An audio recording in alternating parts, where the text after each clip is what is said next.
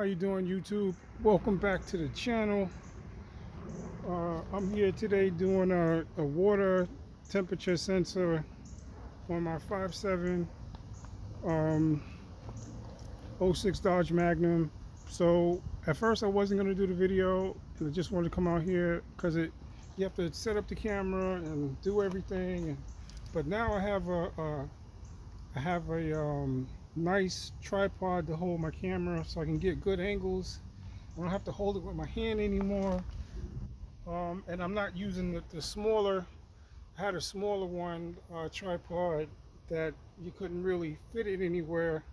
So I have a nice official camera stand. So right now I'm in the middle here. Let me move the camera a little bit more. The sun is hitting it, so if you can't really see fully, because for me it looks like a shadow. It's a 19mm wrench. I had to take the throttle body off. I have a BBK. Performer Power Plus. So it's 85mm, as you can see. It's a little bigger than the factory one, so it's in my way, so I took it off. It is dirty. I'm going to use some throttle body cleaner and clean it out.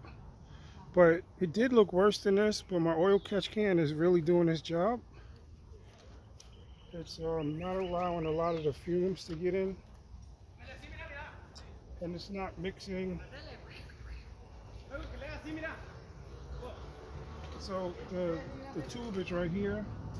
Sorry, I paused because somebody was talking in the background.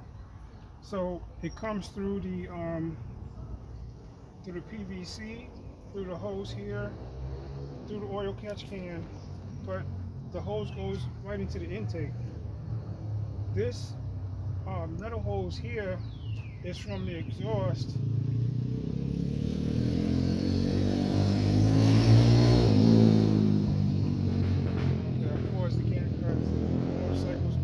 So you can hear me.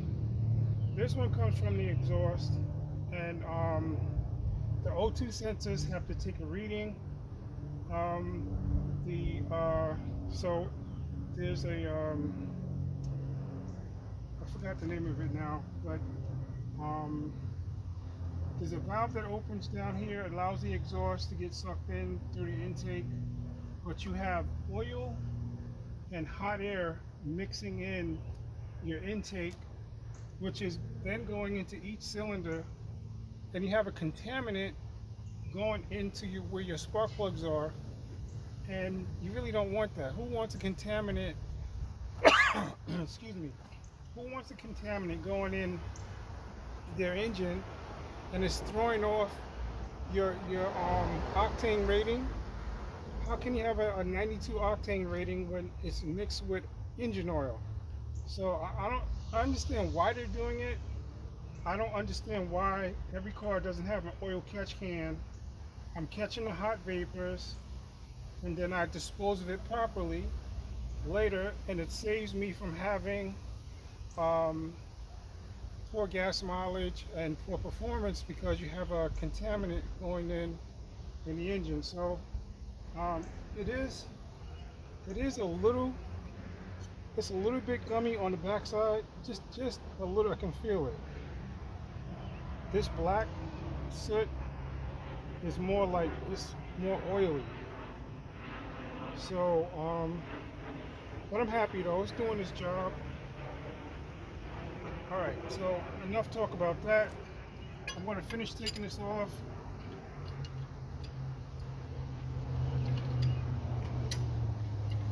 I know some people like to watch the repair. You're taking everything off and putting it back on. So at least this way, I started it and I got most of it off. Most of the stuff off, out the way. This way I can do a little shorter video. It doesn't have to be an hour of me doing this and taking every piece off. I can get to a point now. I don't understand why. Another thing I don't understand while I'm ranting is why they don't make this so you can get a tool in here. I could have easily put the 19mm socket. If they designed this head on this side a 1/2 inch more space, I could have fit a long 19mm socket in this spot. I wouldn't have to take none of this stuff off. I would have been 5 minutes. I could have been done instead of taking all this other stuff off and, you know, being a pain really. So I got it out.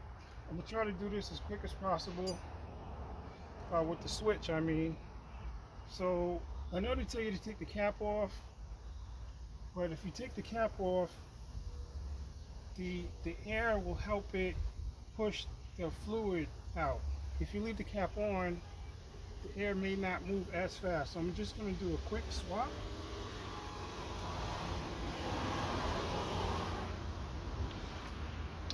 Like that. And my tank is full, all the way almost to the max line. So I know another thing that they suggest is that you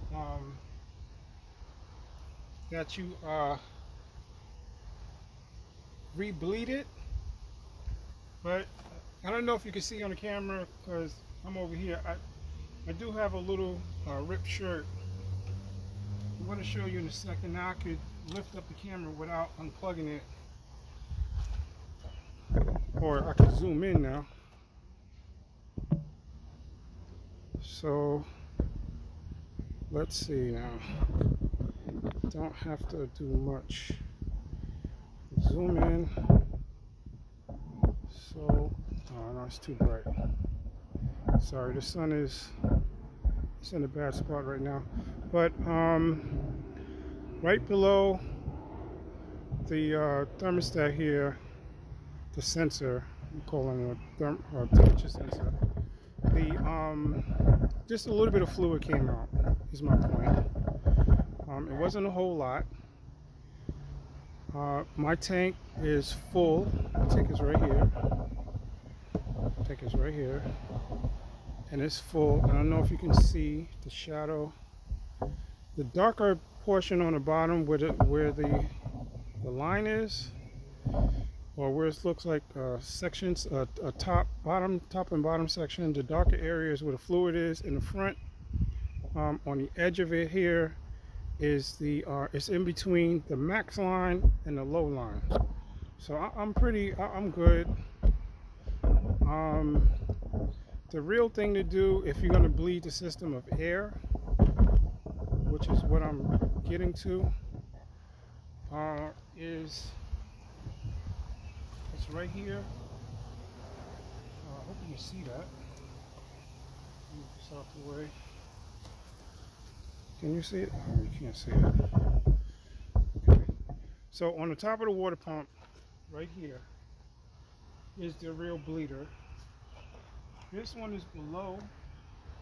The one I'm working on is below where the bleeder really is on the water pump. So I'm not really concerned about it, about the air. I know air is an issue. I didn't let a lot out. If anything, it was like an ounce. Right? The engine's cold. I didn't run it at all today yet. So I'm good as far as that's concerned. And where this location is at the top, it's not a problem. So if you're really worried about the air, a little air bubble, I wouldn't be concerned. So that's only my point. So I'm going to finish up now.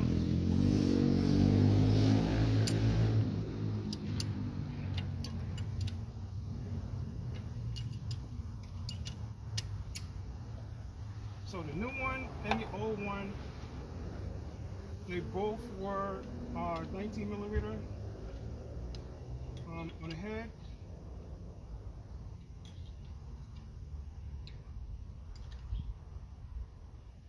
So I can only do it with with the box, the closed end, the boxed end.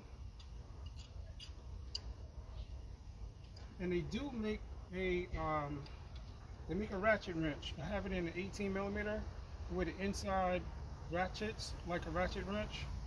I have to get one for the 19.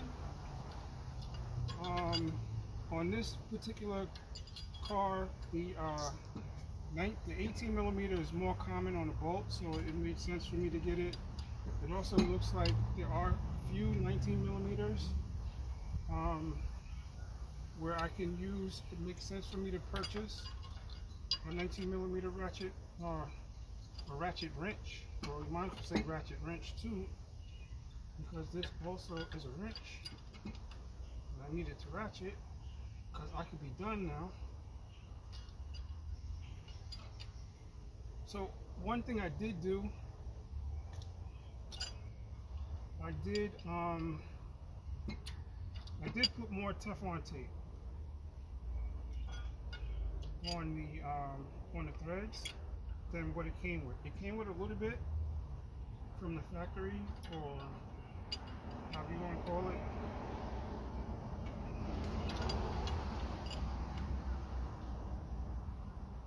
Just to make sure that I have a good seal. Now I'm not going to go crazy tightening this in, but I am going to make a very good attempt to have this so I can plug it in and out easily at the top. So so I'm tight as I can get. I'm going to back it off just a little bit.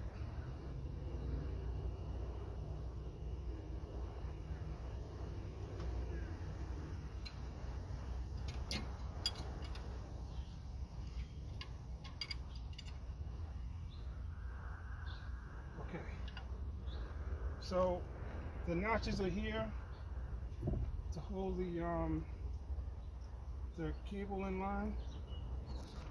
I'm just going to push it on.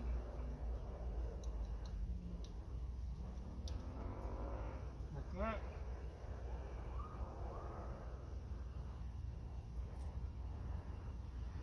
And then lock it back in.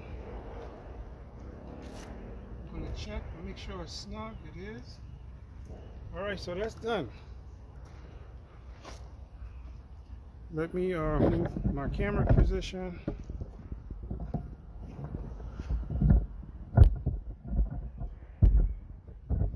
Okay. So, only thing I did was the red tab. I pushed it in. I made sure that my connection is tight. I have to put the throttle body back on. I'm going to clean it first. I'm not going to do that now. I also have to empty out my oil catch can. I'll do another video for that. But one thing I do want to point out, I forgot the manufacturer of this particular brand that I have, but because this tube is touching the bracket, I'm going to take a die grinder or something and cut a notch, because this is not, it's not flush like it was. And if you have some kind of air leak, your engine is going to run funny. I noticed that too, that if that tube is out too far, it's going to run funny. And if you can see inside, you see the tube goes, it connects. It's not that long. As you can see, this little part in here, it's not that long, but that's hot gas. And then the red tube is engine oil. It's going into the intake, as I was explaining before. And then you have your cold air, you have hot air from your exhaust going in there, and you have engine oil all mixing in and going into each cylinder. And you have and then you wonder why you have stuck valves and all this other stuff. This is why we have engine problems. You can't have engine oil going into your engine at the top where you have air and heat and all this other stuff. This is why we get gummed up and have issues with our valves and all this other stuff. So anyway, I'm gonna make this a real quick short video. As you can see, the job that I wanted to do is done.